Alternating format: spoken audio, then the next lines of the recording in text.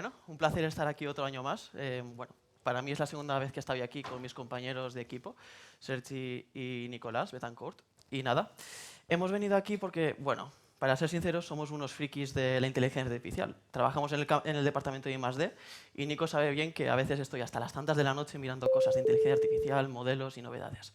Y bueno, son un montón. Bueno, aquí la pregunta sería, ¿quién de aquí sabe qué es un agente o ha trabajado con agentes alguna vez? Que levante la mano. Bueno, un 80%, está muy bien. ¿Y quién de aquí ha gastado o ha hecho el intento de gastar agentes desde su PC? Bien. ¿Y la experiencia era buena o mala? Regular, algunos dicen. Bueno, es algo que, bueno, ha pasado mucho y que esta tecnología aún está en pañales, pero desde este último año la verdad es que los agentes pequeños han dado un salto, yo creo que lo más grande que podría haber sido, si lo comparamos con sus hermanos más mayores. Y bueno, en esta charla hemos venido a enseñar esto, trucos y cómo lo podéis llegar a hacer de forma óptima en vuestros PCs. Aquí tenemos un poco los contenidos que vamos a ver. Vamos a empezar hablando un poquillo de dónde viene todo esto, qué son los nanoagentes, qué son los SLMs. Ya luego pasaremos a ver un poquillo técnicas y trucos de cómo podemos hacer que esto funcione perfectamente en nuestras máquinas. Y al final pues os daremos alguna sorpresilla y os enseñaremos casos de uso reales que utilizamos en nuestro día a día. Nada. Vale, muchas gracias, Jaume. Vamos para el otro lado. Vale, yo quiero empezar, bueno, nosotros quisimos empezar esta charla indicando cómo surgió el concepto de modelos open source. Primero que todo, quiero hacer una diferencia de qué es open source y qué es open weight, porque todos conocemos el concepto... ¿Aló? Perfecto. Todos conocemos el concepto de open source, que es como Linux, ¿no? Distribuye tecnología, entre una comunidad se crea tecnología y se va retroalimentando. Pero para modelos de lenguaje funciona un poco diferente, porque para crear un modelo de lenguaje, como ustedes saben, se requiere un dataset, se requiere scripts, código, para entrenar este modelo, y al final el resultado son pesos, ¿no? Al final tenemos redes neuronales, y estas redes neuronales lo resumimos en pesos, que, bueno, los almacenamos. Estos pesos son los que realmente son los que las empresas publican y, y tenemos acceso a esto. No tenemos los datasets, no tenemos el código con que han hecho este entrenamiento. Pero el hecho de que liberen estos pesos, pues al final esto es lo que lo hace un modelo realmente libre. ¿Cómo surgió? Empezó con Meta. Dice que cuando estaban haciendo Llama 1, se lo dieron a unos investigadores para tener algún feedback, para ver cómo funcionaba este modelo, y por alguna razón los pesos se subieron en alguna red social llamada 4chan, que es como un Reddit, y al final lo empezaron a descargar, lo empezaron a consumir, y Meta vio una oportunidad de negocio ahí. Vio que esta retroalimentación le sirvió y empezó a mejorar sus modelos Llama, y ahí empezó Llama 1, Llama 2, Llama 3, y hoy tenemos Llama 4. Vale, este es un poco un árbol de cómo han surgido los modelos. Entonces tenemos los modelos Llama, están los modelos Mistral, están los modelos de Gema, que son al final, estos modelos surgen de destilados de los modelos privados. Entonces tenemos los Llama, tenemos los Gema, por ejemplo, que son destilados de los modelos de Gemini, que la mayoría los hemos usado, los Phi, que se cree que son destilados de los modelos de OpenAI, ya que pues Microsoft tiene este convenio con OpenAI, y recientemente hemos estado viendo una salida de modelos como Qwen, como DeepSeek, que son modelos que provienen de empresas chinas que tienen una tecnología que, bueno, que es bastante relevante. ¿Por qué? Porque el gobierno chino ha empezado a investigar, a invertir un poco más en este tipo de modelos, y al final ha hecho un ecosistema de modelos open source. ¿Con qué fin? Con el fin de competir con las empresas privadas y con el fin de crear todo un ecosistema open source. ¿Qué ventaja tiene esto? Vale, ya me vuelvo acá. ¿Qué ventaja tiene esto? Que estas empresas crean todo un ecosistema que retroalimenta, que crece los modelos de open source y crean tecnologías que optimizan, porque al final la filosofía de empresas chinas, ¿cuál es? Tener el mejor rendimiento al menor costo, ¿no? Como en su mayoría de ecosistemas, pues acá estos modelos han hecho lo mismo y han creado tecnologías como por ejemplo el Mixture of Experts, que lo que hacen es para todos los pesos de un modelo de lenguaje que han entrenado, cuando se hace una pregunta, no activar todos los pesos, porque eso al final es bastante costoso, sino, si se habla solo de matemáticas, activar solo los de matemáticas. Y no tenemos todo, cuando se hace una inferencia, no tenemos todo el coste de todos los pesos activos al mismo tiempo, sino solo cuando estamos hablando de matemáticas. Y al final, las mismas empresas privadas pues, han hecho uso de esta tecnología y al final hemos crecido todo como tecnología. Yo me salté una aquí, ya te lo paso. Y es que, claro, porque se tenía la idea de que entre más pesos, entre más datos, íbamos a tener mejores resultados. Y al final, sí, es cierto, pero el coste de inferencia es muy alto. Entonces, al final vieron que destilando y quitando capas de entrenamiento y de inferencia, podemos tener utilidades bastante interesantes a un menor costo. Entonces, vale. ¿Probando? Vale. Muy bien. Ya sabemos lo que son los modelos open source, pero ¿cómo los ejecutamos, no? Para ejecutar modelos en open source, bueno, en nuestro local, mejor dicho, necesitamos tener en cuenta 4 pilares fundamentales. El hardware, el modelo que vamos a usar, y luego 2 pilares secundarios que son el framework y el runtime, que suelen estar escondidos detrás de una capa de software que un proveedor nos facilita. En primer lugar... Uy, esto va al revés. Vale. En primer lugar, el tema del hardware. Bueno, cada uno tiene el hardware que tiene y a lo mejor se puede permitir comprar hardware y aquí tiene la duda, ¿no? De, ¿tengo el hardware que necesito? ¿Qué tengo que comprar si puedo hacerlo? Pues, como ya sabemos la mayoría, lo preferible es una GPU. ¿Por qué? Porque para ejecutar modelos de la manera más rápida y eficiente posible necesitamos mucha velocidad de multiplicación de vectores y memoria para almacenar, bueno, el modelo y otras cosas que están relacionadas con su ejecución. Entonces, si podemos tener acceso a una GPU, mejor que mejor, y debería ser un mínimo de 8 GB de RAM, que luego explicaré un poco por qué. Pero claro, las GPUs son muy caras, aunque hoy en día no es que sea más barata la RAM que una GPU, pero bueno, tal vez algún día volverá a su precio normal. Si no tenemos GPU ni opción de obtenerla, pues podemos optar por una CPU más la RAM. En este caso, pues como siempre, cuanto más mejor, ¿no? Una CPU más moderna, más rápida, nos ejecutará los modelos más rápido y cuanta más RAM, modelos más grandes, con más contexto, etcétera, podremos ejecutar. Me he olvidado. ¿Por qué 8 GB de RAM como mínimo? Bueno, es tan simple como no hay casos de uso para 4 GB de RAM, prácticamente. Porque puedes meter un modelo, sí, pero luego tienes que tener en cuenta todo lo demás. El contexto, todo. Y ahí ya los 4 GB de RAM vuelan en nada, aunque metas un modelo de 600 millones de parámetros. ¿Qué modelo deberíamos elegir? Pues bueno, para elegir un modelo necesitamos tener en cuenta 4 cosas fundamentales. Las capacidades que necesitamos para nuestro caso de uso. Muchas veces necesitamos que los modelos puedan procesar imágenes. Entonces, no todos los modelos pueden hacerlo. Tenemos que tener en cuenta que el modelo que elijamos tiene que tener esta capacidad. A veces necesitamos que ejecuten funciones. En este caso necesitaremos lo que se llama tool calling, ¿no? Que al final no es más que una respuesta estructurada. Luego, ¿qué ventana de contexto vamos a necesitar que tenga el modelo? ¿Qué potencia de hardware tenemos? Por ende, ¿qué modelo podremos ejecutar? Y la velocidad de inferencia que deseamos. Luego, con esto, tal vez, dependiendo del caso de uso, podremos jugar. Aquí hay una gráfica que es un poco una aproximación de cuánta RAM haría falta dependiendo del tamaño del modelo. Esto es una aproximación por muchos factores, ¿vale? Primero, que depende de la cuantización que tengas, que ahora explicaré lo que es. Luego, ¿cuánto contexto vamos a usar para ejecutar el modelo? O sea, ¿cuánta información le vamos a dar? Y muchos otros factores que afectarán a la RAM que necesitamos. ¿Qué es la cuantización? Que lo he dicho varias veces ya. Pues es tan simple como que los modelos son matrices de números, matrices tridimensionales, pero matrices. Y estos números en matemáticas se representan con símbolos, pero en informática se representan con bits. Empezaron haciendo modelos que representaban los pesos con 16 bits.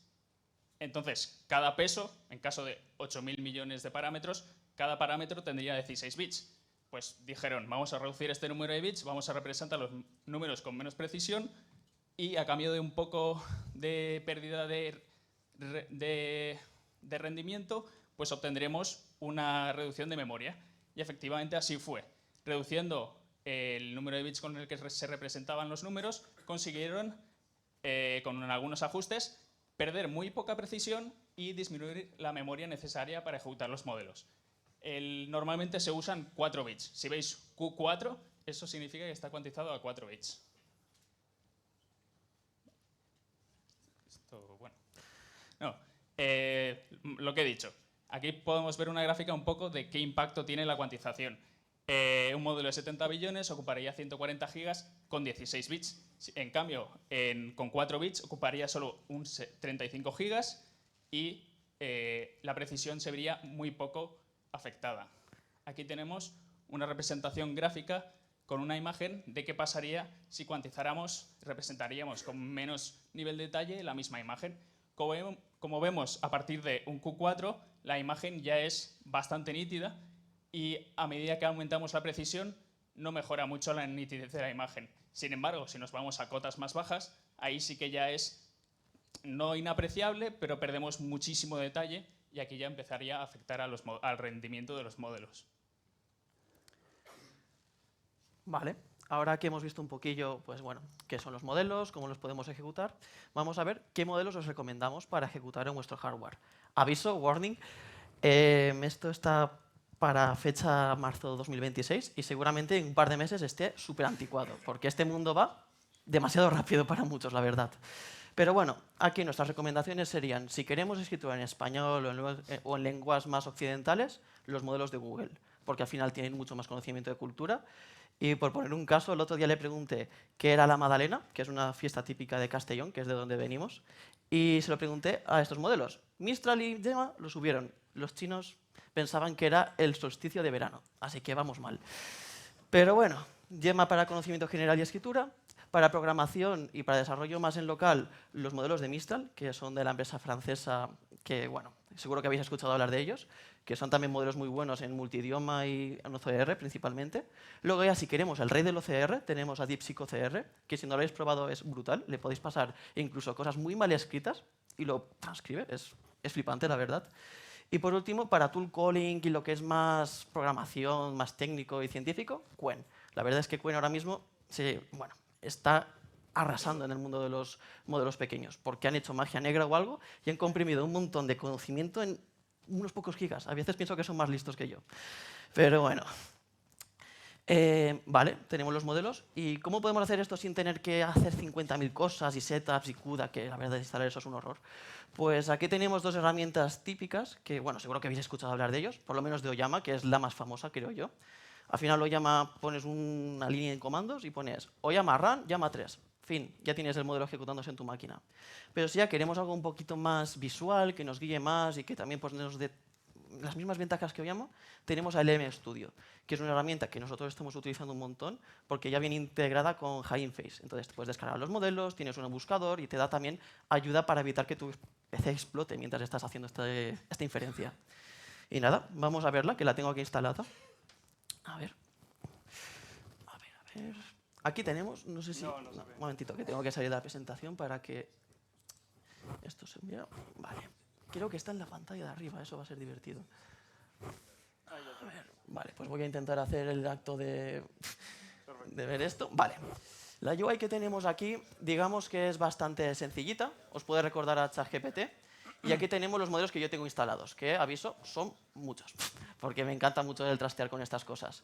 Esta herramienta, lo que mola mucho es que si vamos aquí a la parte de modelos, que ahora estoy sin internet, pero bueno, nos sale un listado de todos los modelos que podemos ejecutar. Aparte de que también nos da un servidor local para que si tenemos herramientas en nuestro PC, pues lo tengamos ahí todo ejecutándose y nada más con un truco muy guay que es que gasta la API de OpenAI. Entonces, si tenéis cualquier desarrollo que habéis hecho hasta ahora con la API de OpenAI, cambiáis un parámetro y ya tenéis el modelo ejecutando en local. Así que para testear estos modelos es facilísimo. Y nada, aparte de eso, a ver si puedo volver sin perderme. Vale.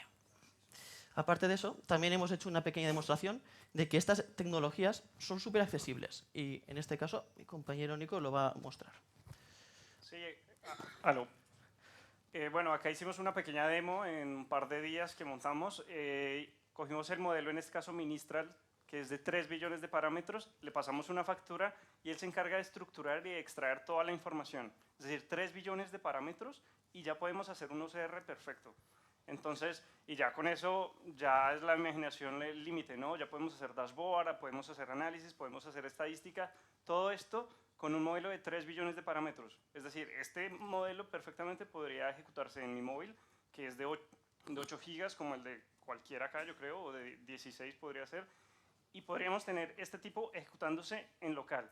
Entonces, claro, estos modelos, que hace un año yo creo que esto no se podría hacer, porque al final lo importante es que ya tenemos una salida estructurada que es bastante eficiente, que me permite ya hacer tool calling, que me permite tener un modelo de visión, y vamos, que está de maravilla. ¿Al otro lado? Vale, pero una pregunta, Nico. Dímelo. ¿Por qué dan todo esto que cuesta miles de millones y es tan potente gratis? Ya, bueno, lo hemos hablado un poco, ¿no? Al final, es como, aquí sí importa la filosofía de open source, ¿no? Entre más información yo preste a la comunidad, más retroalimentación tenga y el ecosistema pues, aumenta, ¿no? Competimos más con las empresas privadas, lo que exigimos a las empresas privadas a que hagan modelos mucho mejor, estandarizamos y al final es un desarrollo distribuido, ¿no? ¿Y qué beneficios tengo? Madre mía. Vale, ¿por qué usar modelos open source? ¿En qué sentido? O sea, ¿cuándo lo podríamos usar o cuándo no? Nuestra recomendación es, claro, tener modelos open source nos permite tener el control total del modelo. Es decir, lo vamos a ejecutar en nuestro ordenador, en nuestra máquina, en nuestro servidor, en nuestro ambiente, ¿no? Es nuestro entorno y nosotros controlamos qué información sale y qué información saca el modelo. Tenemos el control del precio. De pronto nosotros queremos ejecutar algo que solo se ejecute en las noches y ahí optimizamos el precio de la inferencia, ¿no? Y algo puntual es que podemos coger un modelo y podemos hacer una técnica de fine tuning. Más adelante vamos a hablar un poco de esto.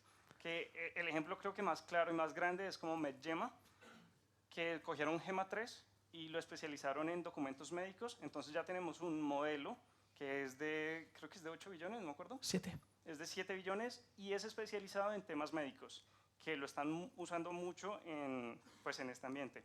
Entonces, estos son los 3 casos donde valdría la pena usar este tipo de tecnología.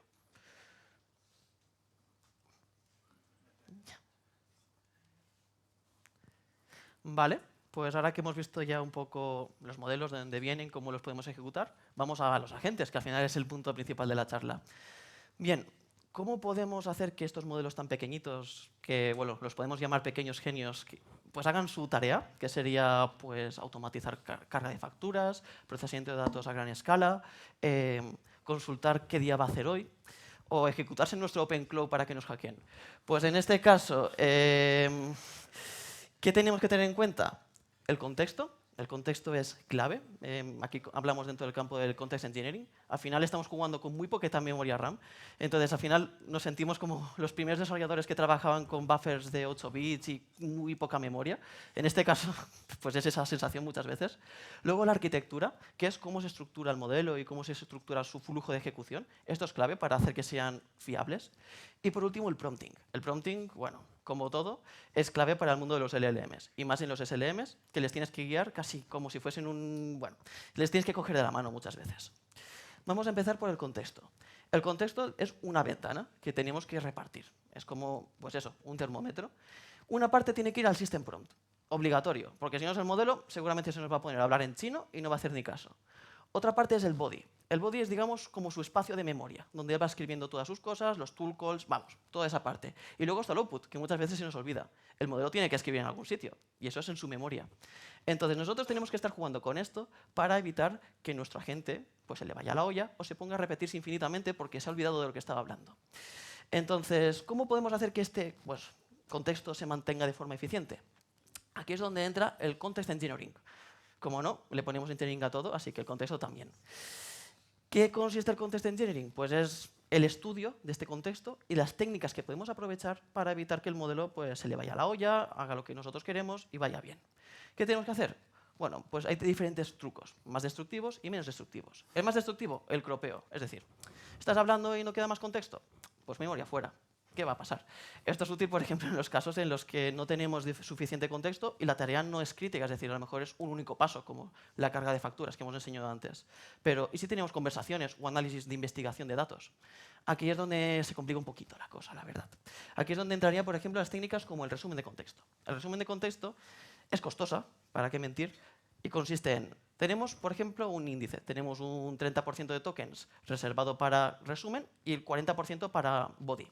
Pues si vemos que hemos superado ese threshold, pues el agente dice, alto, voy a lanzar a mi colega el resumidor, que va a coger todo el contexto y va a hacer un resumen.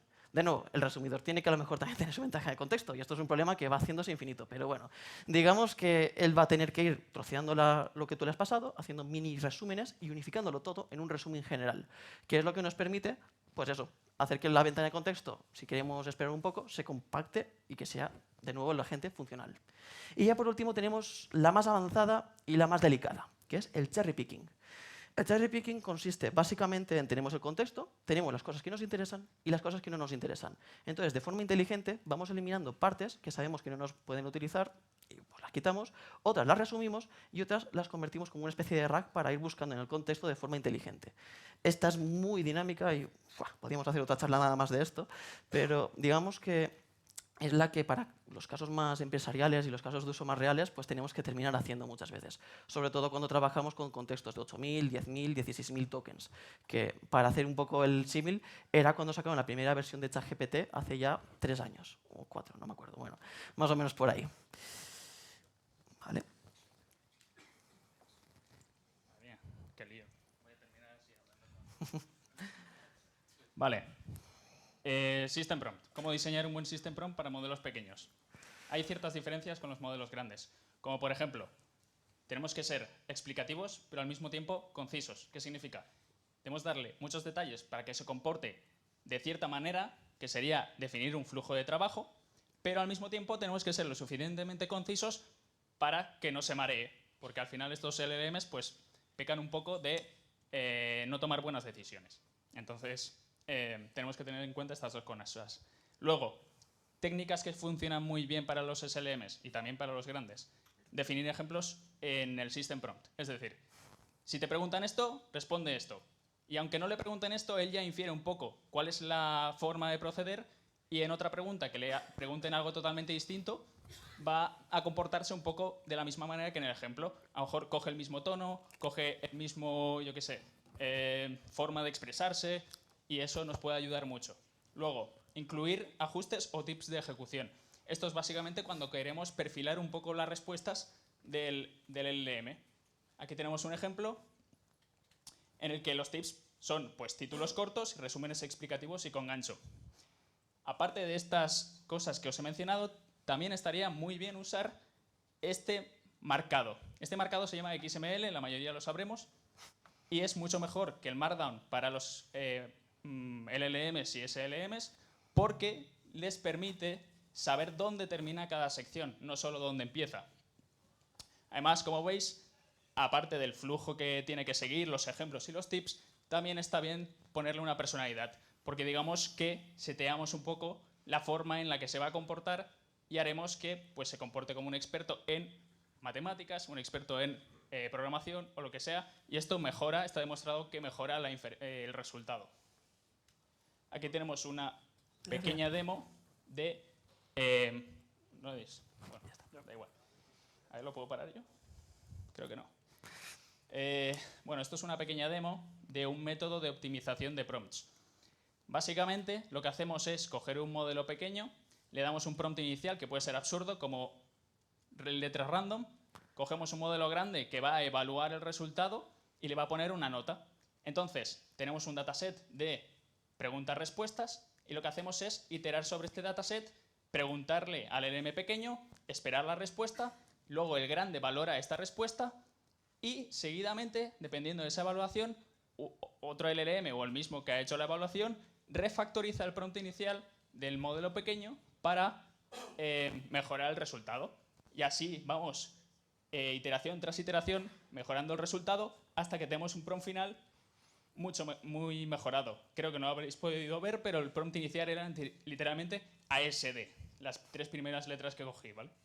y termina siendo un prompt con marcaje XML, bien estructurado, con ejemplos y mucho más. ¿Vale?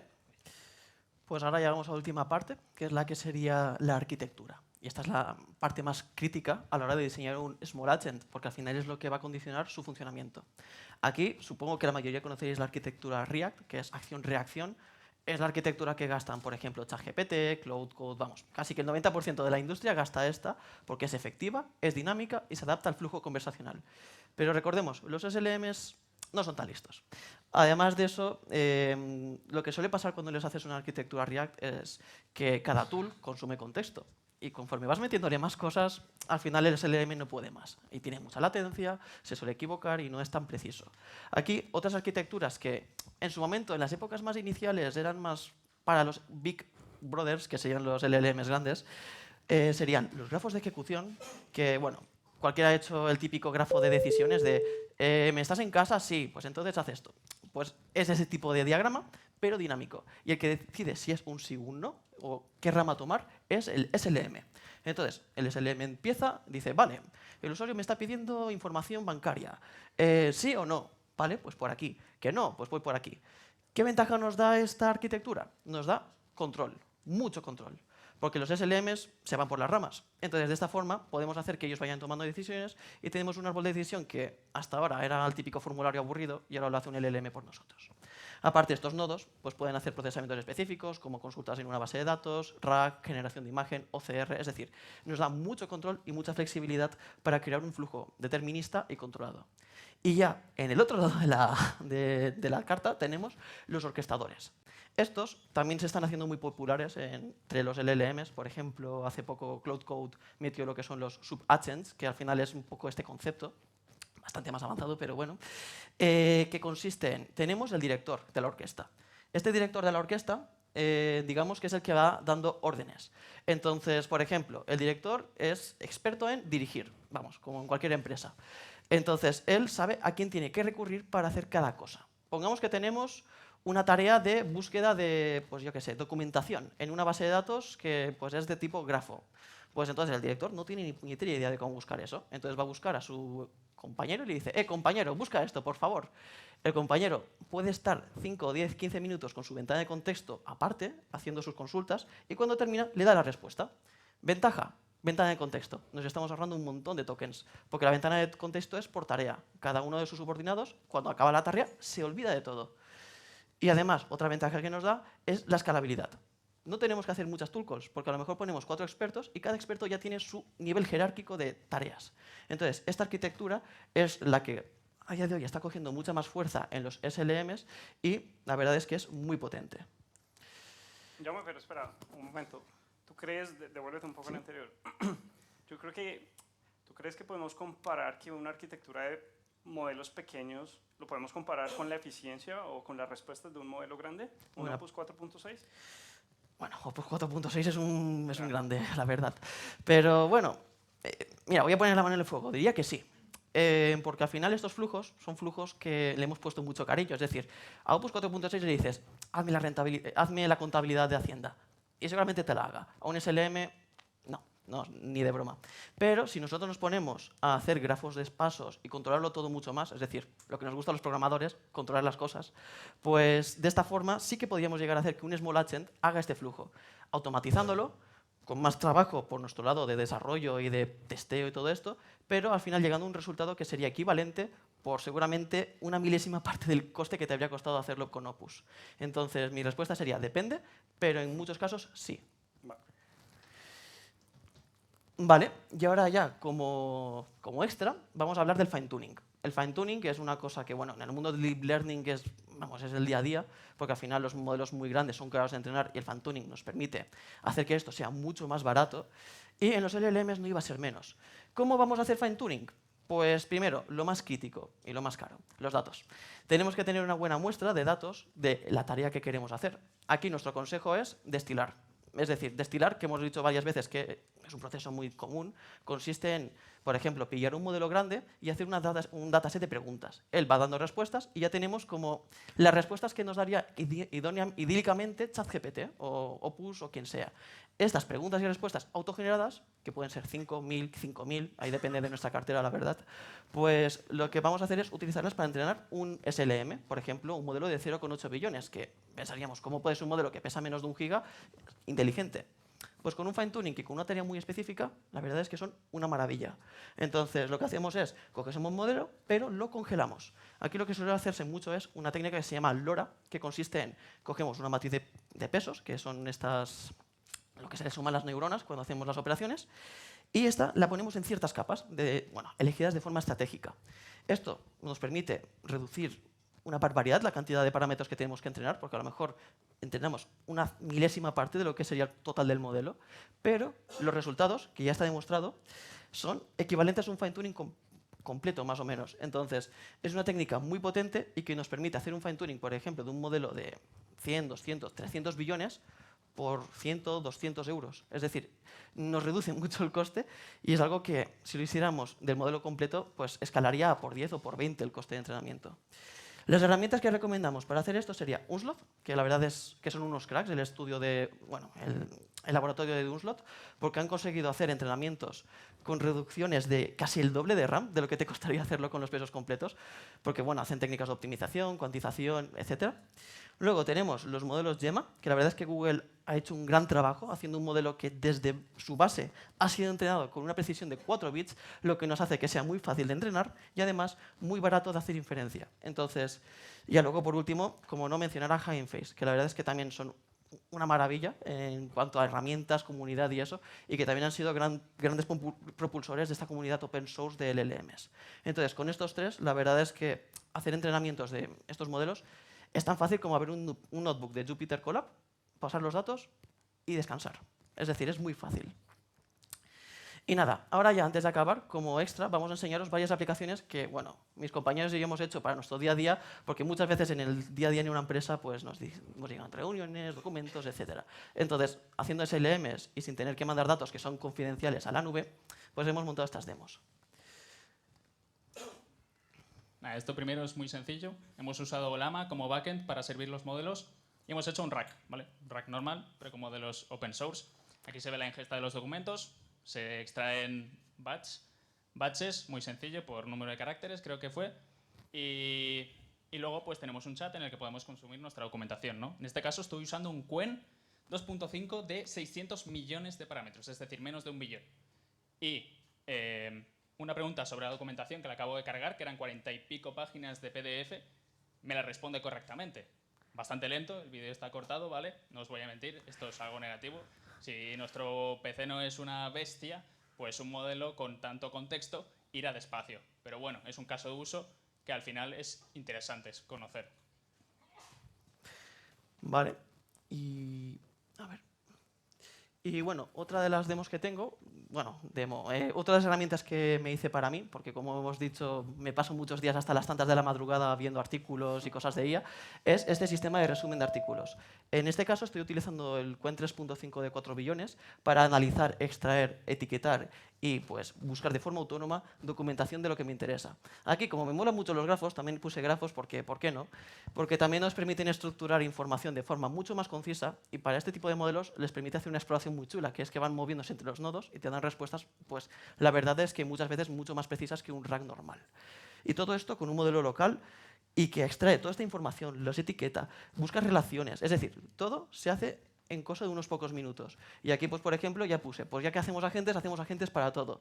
Y puse agentes para también automáticamente scrapear, buscar selectores con CoolShop, que es esta librería de Python para hacer scrapping, y él de forma autónoma busca el documento en HTML, mira qué marcadores buscar y te saca todo sin tú tener ni que ir seleccionando marcadores, que eso me daba pereza.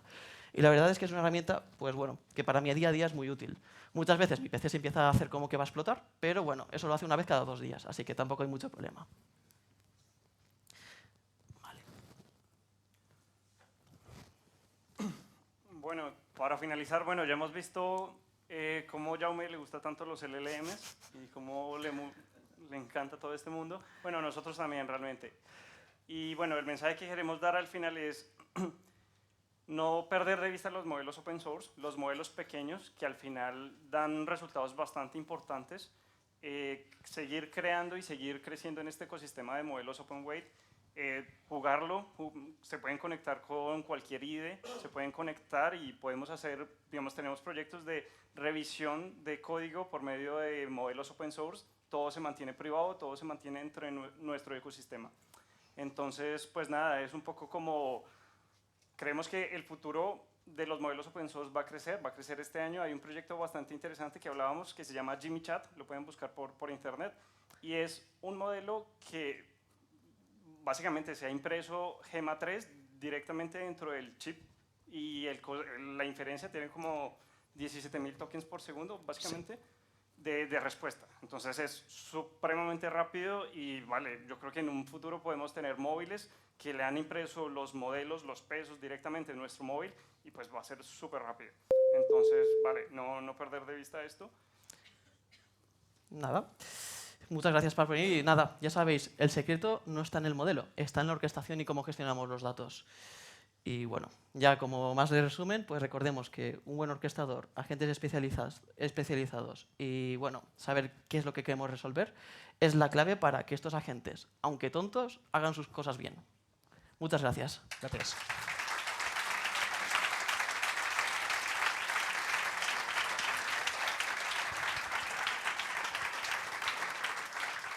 Muchas gracias por esta excelente presentación y bueno, solamente aceptaremos una pregunta ya que tenemos otra conferencia a continuación. ¿Una pregunta? Vale. Hola, buenas. Buenas. Tenía una duda. Habéis dicho que bueno, se puede inferir tanto con CPU como con GPU, obviamente lo ideal es GPU, pero mi pregunta es, ¿hay algún modelo que pueda correr con CPU, por ejemplo, 16 cores y 60 GB de RAM?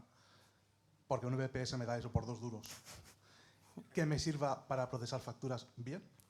En este caso, el que hemos visto en la demo de las facturas, el Ministral de 3 billones, hemos estado haciendo pruebas y lo hemos comparado, por ejemplo, con el Quen de 27 billones que han sacado hace poco y con el más grande, que era de 30,3B activos.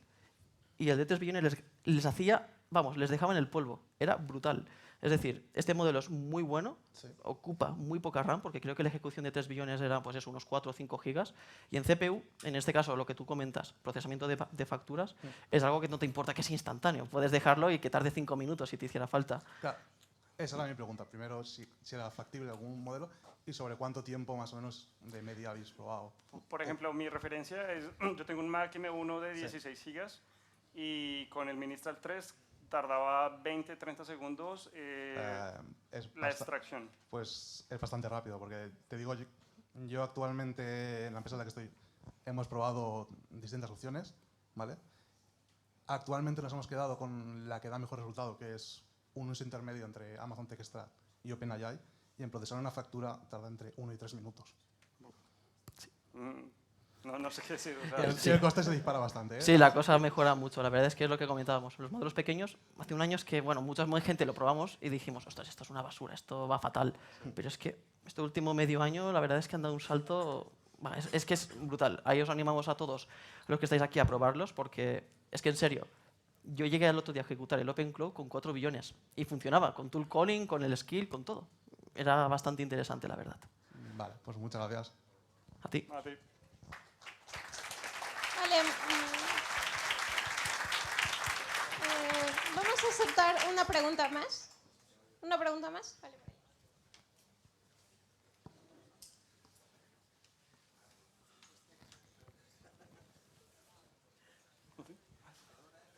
Buenas, primero que nada, gracias por la charla, muy interesante. Yo quería preguntarle, porque ya que hablaban de orquestador, quería saber qué tan rentable salía el hecho de tener un orquestador en principio, porque, claro, cuando tienes un subagente, ese subagente también lo tienes que, cuando lo llamas, cargarlo en memoria, hacer la pregunta, que se descargue de nuevo, cargar el otro, recordarlo a ti mismo.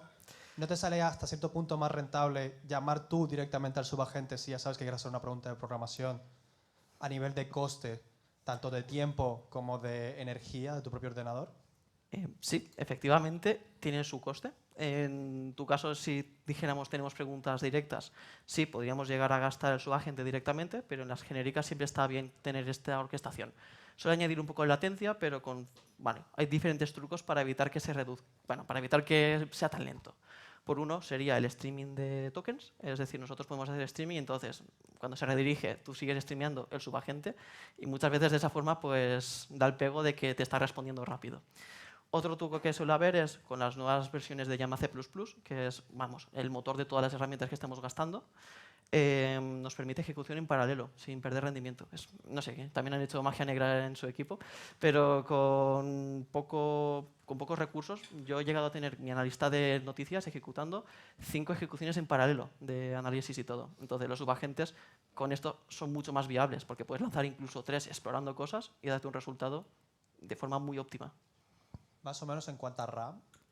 Bueno, en este ¿Cuánta caso... RAM, claro, creo, porque tienes que volver a cargarlo en RAM, el subagente. En mi caso hay un poco de truco, tengo un MacBook Pro, entonces tengo 32 GB de RAM. Okay. Pero con 16 sí que puedes a lo mejor bajarlo a 2 subagentes en paralelo sin demasiado problema. Y aquí ya sí, vas a modelos más pequeños como el de 2 billones, que también van bastante bien. Sí, podríamos llegar a hacer malabares, pero podría ir bien. Ok, gracias. A ti. Muchas gracias, aplausos.